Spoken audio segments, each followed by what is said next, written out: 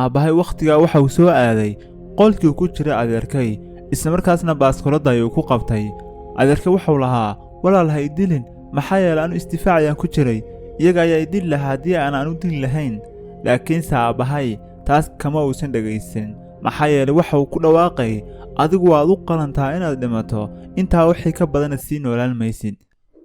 أهلا وسهلا يا رمضان شهر التوبة والغفران مرحبا بك رمضان رمضان شهر الذكر والإحسان أهلا وسهلا يا رمضان شهر الصدقة والإكرام مرحبا بك رمضان رمضان أهلا وسهلا يا رمضان أصوم نهارا وأذكر ربي وأتلو القرآن ليشفي قلبي سأقوم ليلا حتى الفجر أشكر الله أصلي وأدعو الله أن يغفر لي وأدعو أن يتقبل عملي وأدعو ربي أن يدخلني جنة الخلد أنا وأحبابي أهلا وسهلا يا رمضان شهر التوبة والغفران مرحبا بك رمضان رمضان شهر الذكر والإحسان أهلا وسهلا يا رمضان شهر الصدقة والإكرام مرحبا بك رمضان رمضان أهلا وسهلا يا رمضان. السلام عليكم ورحمة الله وبركاته. soo dhawaada asxaabtada sharafta badan waa mar kale iyo qisadeena qaybtii afraad. ramadaan wanaagsan dhammaantiin waxaan rajaynayaa caafimaad iyo cibaado suuban. haddii aad ku cusub tahay kanaalka waxaan si sharaf leh kaaga codsanaynaa inaad subscribe saarto leegtana aad saarto siina sharagayso filowga. qisadeena qaybta saddexaad waxay inoo marisay aabbahay oo baaskoolada ku haya adeerkay isla markaasna adeerkay waxuu lahaa haydinin iskaydaa walaal laakiinse aabbahay kama uusan yeelin xabadihi ayuuna ku furay adeerkayna halkaas ayuu ku dhintay. annagu waa naxnay markaa waxaan isweydiinanay muxuu u dilay aabbaha adeerka. xamda ayaa xagayga u soo caarato waxay dhahday adeerkayna wuxuu ahaa mid wanaagsan maxaa loo dilay talow. wakhtigaas annagu waxaan nimaadnay fadhiga isla markaasna waxaan aragnay ayadii waa aad u ooynaysaa. waxay lahayd aniga wiilkaygii waa uu tegay iima soo noqonayo qofka hadduu mar dhinto mar labaad ma dhinto. isla markaasna aad ayuu u ooyeysay. aabbahay waa uu iska baxay isagoona cidna la hadal weligiina ma uu soo noqonin. anigu waxaan ahaa wakhti badan mid ku nool halkaa wakhtiyo fara badan aad ayaan u murugaysnaa maxaa yeelay hooyadii waan waayey aabbahayna sidoo kale waan waayey. aabbahay xitaa ilamuu soo hadli jirin. anigu halkaas ayaan iskaga noolaa laakiinse ayeeday waxay ahayd mid aad u wanaagsan maxaa yeelay mar buu iga taxadari jirtay si wanaagsanna waa ii xanaanayn jirtay. wakhtigii fasaxa ayaa dhammaaday isla markaasna eedadii iyo carruurteedii waa ay baxeen. aniga maalintaasi waxay ii ahayd maalin aad iigu murugo badan maxaa yeelay cidlo ayaan dareemayey cid aan la ciyaara xitaa ma aysan jirin. ayadii ayaan maalmaha ka mida weydiiyey aabbahay ma wuxuu lahaan jiray wiil hore. isla markaasna waxay tidhi haa waa uu lahaan jiray. waxaan ku dhahay muxuu u dilay wiilkiisii hore. waxay dhahday wiilkiisii hore waxa u dhashay qaabku adeerkaa u dhashay oo kale. isla markaasna waxa uu arkay maalmaha ka mid a isagoo hooyadii cunaya. anigu waa naxay markaan maqlay hadalkayga waxaan dhahay subxaana allah. waxaan ku dhahay oo hadda aabbahay ma wuxuu dhalay bahal.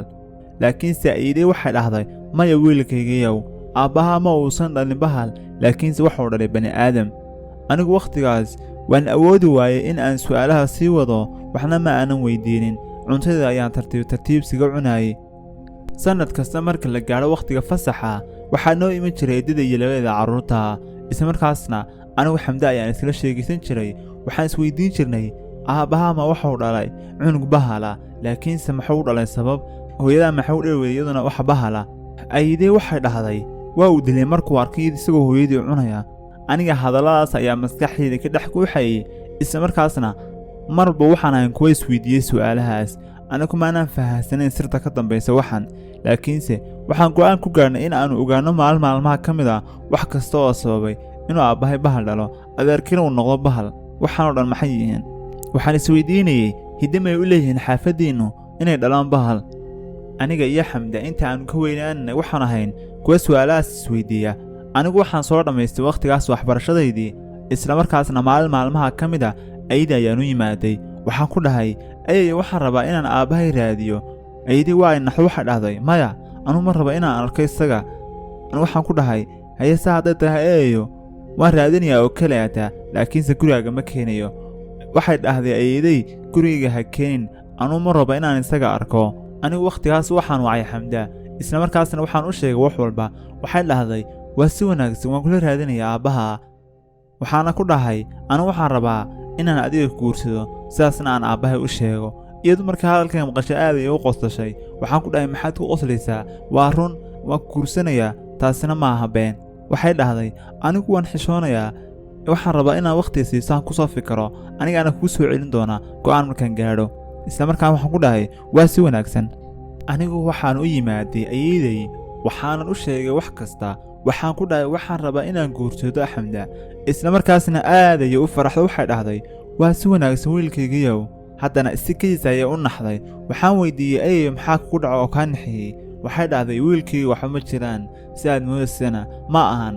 anigu waxaan ku dhahay, wejigaaga waxaan ka dareemayaa inay murugo aad u fara badan ka muuqato, ee ii sheeg waxaa kugu dhacay. waxay dhahday, wiilkaygiyow, ha degdegin, shaydaan ayaa degdega. wax kasta wakhtigooga marka la gaadho ayaan kuu sheegi doonaa. maalintii ka dambaysay waxaan qabsaday aroos aad u qurux badan, isla markaasna waxaan guursaday Xamda, gabadhii ay eedaday dhashay. anigu waxaan rajaynayay inuu aabbahay ka soo qayb galo arooskayga, laakiinse nasiib xumo ma uusan imanin. maalintaa wixii ka dambaysay eeday waxa ahayd mid aad u murugaysan, isla markaasna lamay hadli jirin dadka. anigu waa yaabay, isla markaasna waxaan dhahay, maxaa ku dhacay talow ayayda? farxaddii talow yaa ka xaday? sidee wax ka yihiin? arooskiina miyay ka xun tahay? arrintaas murugada ayday Xamda ayaan kala hadlay. waxaan ku dhahay, ayay waxay ahayd mar walba mid faraxsan, laakiinse maalintaan u sheegay in adig guursan doono aad ayay u naxday, mana garan karona xitaa waxa ka dambeeya. Xamda waxay dhahday, malaa waxaa laga yaabaa inay aniga iga xun tahay, laakiinse waxaan ku dhahay, maya sidaa ma aha, laakiin wax kale ayaa jira. Xamda waxay dhahday, waxaan kuu hayaa war farxad leh. waxaan ku dhahay, ii sheeg warka farxad leh. waxay dhahday, anigu uur ayaan kuu leeyahay. aad ayaan u farxay markaan hadalkayga maqlay. waxaana ku dhahay, inamari aan ayay la wadaagna arrinta farxadda badan. isla markaasna qolka aydii ayaan imaaday. aydii wakhtigaas waxay ahayd mid salaad ku jirta, isla markaasna waa ay ducaysanaysay. waxay u ducaynaysay wiilkeedii bahalka ahaa ee la dilay. anigu waan la hadlo, waxaan dhahay, ayayo, waxaan rabaa inaan war farxad la kuu sheego. isla markaasna waxay dhahday, ii sheeg ayayo, waxaa laga yaabaa inuu rabbi khayr ka dhigee. waxaan ku dhahay, xaaskayga uur ayay ii leedahay. waa ay naxday. waxay dhahday, macquul ma aha. waxayna taabatay caloosha Xamda. isla markaasna waxay dhahday, waxaan kaa rabaa inaad iska soo tuurtay ilmahan sida ugu dhaqsiyaha badan. anigu waan waanaxno, waxaan dhahnay, maxaa kaa khaldan ayayo? ilmahani waa ilmihii loogu horreeyey, sideen iska soo tuurayaa bay dhahday xaaskaygu. isla markaasna waxay dhahday, maya, waa inaad iska soo tuurtaa, waad ku qasban tahay. anigu ayadii ayaan la hadlo, waxaan ku dhahay, ayayo, caafimaad ma jiraa? maxaad ka wadaa ilmaha iska soo tuur? xageed ku aragtay ilmaha iska soo tuuro? dembiga intaa leegna sidee u geli kartaa xaaskaygu? kan waa ilmihii noogu horreeyey.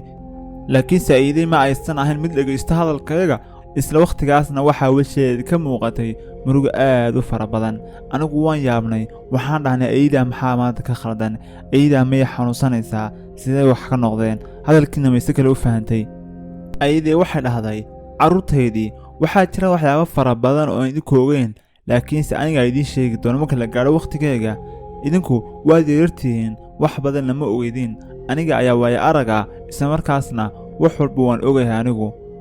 waxay dhahday, caawa marka la gaadho wakhtiga cashada miiska aynu iskugu nimaadno ayaan wax walba daaha idinka qaadi doonaa. sira fara badanna waan idiin sheegi doonaa iyo waxyaabahaa sababay. asxaabtayda sharafta badan, halkaas ayaan ku daynayaa muuqaalkeenna maanta. qisadeeda qaybta 5aad ayaad wax walba ku ogaan doontaan. waad ku mahadsan tahay daawashada muuqaalada halkan aan soo gelino. waxaan idinka haqabtiri doonaa daawashada qisooyin aad u qurux badan. idinkana waxaa idinka rabaa inaad kanaalka sii faafisaan, leegtana idinla dhaafin si uu kanaalka hore umar u sameeyo. qaybta 5aad ee qisada ayaad wax fara badan ku ogaan doontaan asxaabtayda. waxaan idinka tegayaa anigoo Axmed ah tan iyo intaas kamana kulanka mid ka xiisa badan sidaas iyo Ramadaan wanaagsan amaana Allah